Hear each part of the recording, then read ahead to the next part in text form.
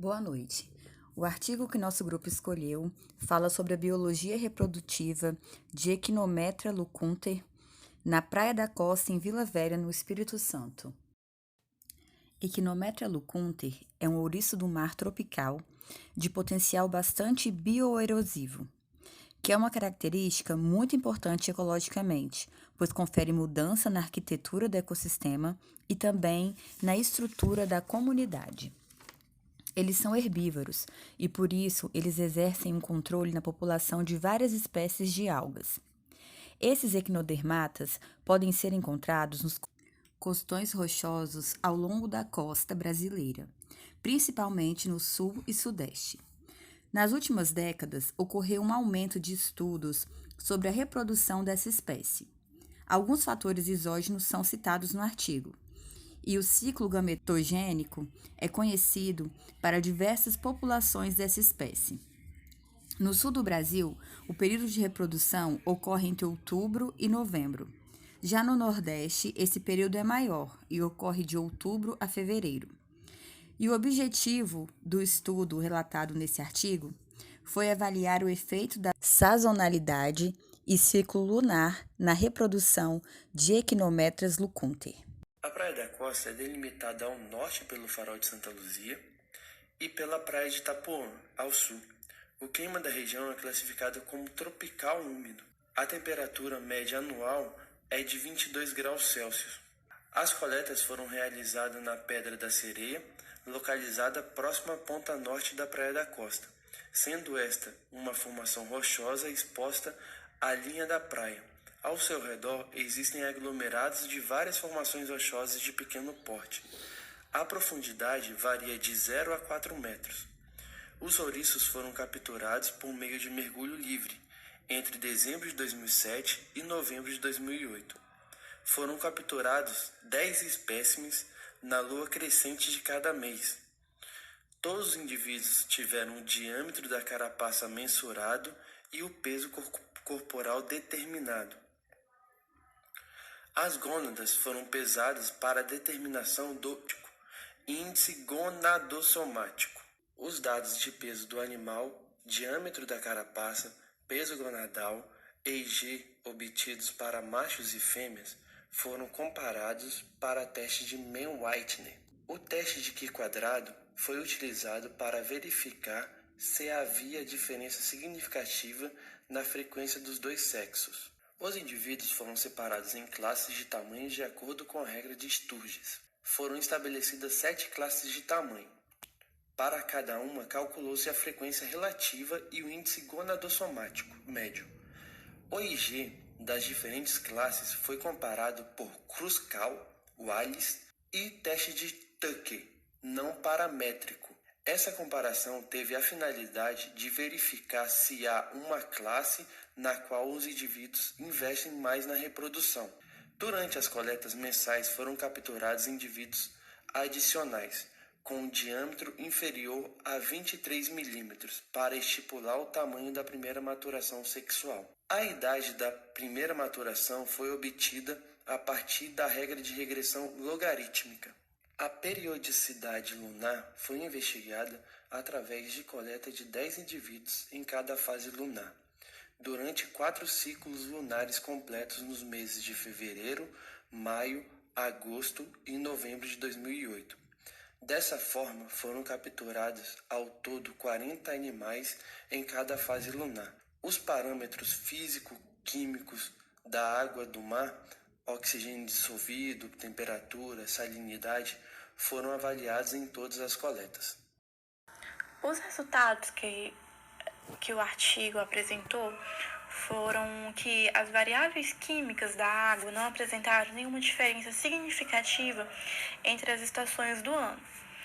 Os valores médios que foram medidos foram do oxigênio, que foi de 7,32, mais ou menos 0,68, da temperatura, que foi de 23,99, mais ou menos 0,97 graus Celsius, e da salinidade, que foi de 33,8 para mais ou menos 0,80.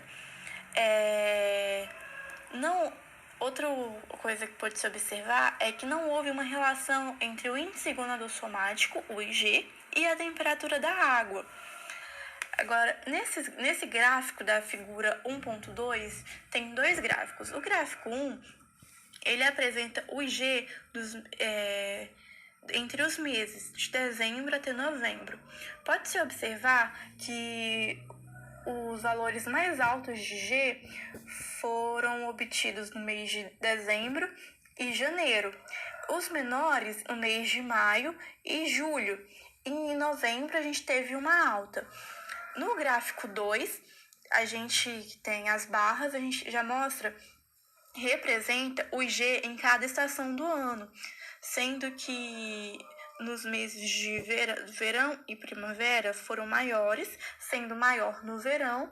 Nos meses do outono e do inverno, os valores do IG foram menores.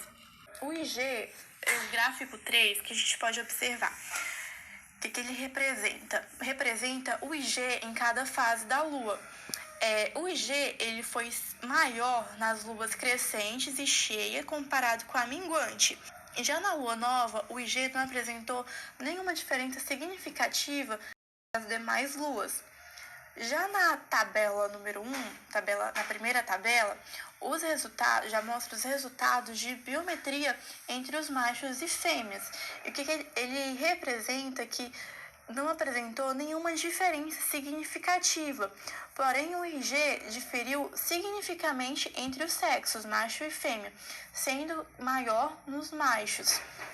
Na tabela mostra a média entre o peso corpóreo do macho e da fêmea, o diâmetro corporal médio do macho e da fêmea, o peso gonadal médio do macho e da fêmea e o índice gonadossomático médio do macho e da fêmea. Já na figura 4, que é um gráfico, que ele representa as classes dos ouriços capturados. Foram capturados no total 244 ouriços para avaliação, sendo que 117 deles eram machos, 122 fêmeas e 4 sem gônada juvenil e uma espécime sem sexo definido. Desses animais coletados, eles mediram entre 8 e 96 milímetros. Eles foram divididos em 7 classes de comprimento. A maior frequência observada foram nas classes de 61,7 a 71,3, 71,3 a 80,9 milímetros, e a menor na classe foi de 23,3 a 32,9 milímetros. Houve uma diferença significativa no IG entre as diferentes classes de tamanho. Os IGs foram maiores nas classes 52,1 a 61,7, 61 a 71,35 e 71,3 a 80,9.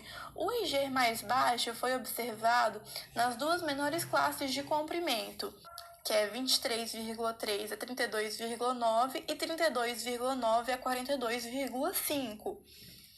Já na figura 5, esse gráfico ele já representa os animais com gônadas em porcentagem em seu diâmetro. O que ele representou? Ouriços de 8 e 23 milímetros não apresentaram gônadas. O primeiro diâmetro que apresentou gônada foi em indivíduos de 23,30 milímetros. E a presença de gônada ocorre em 50% dos animais com 28,22 milímetros. E em 100% dos animais que ocorre gônada são indivíduos maiores de 69,90 milímetros. Na discussão do artigo, o que a gente pôde observar? Que nos equinodermos, eles precisam de uma grande demanda de energia para se reproduzir, pois eles passam grande parte do ano se preparando para esse evento. Diversos estudos sugerem uma relação entre desovo de equinodermata e temperatura da água. Porém, esse padrão não foi observado nesse estudo. Nas diferentes estações do ano, não houve diferença significativa entre a temperatura média da água e o IG médio mensal. Foi constatado também que em equinometras, o Kunter, ocorre um aumento gradativo no investimento em reprodução com o aumento do diâmetro.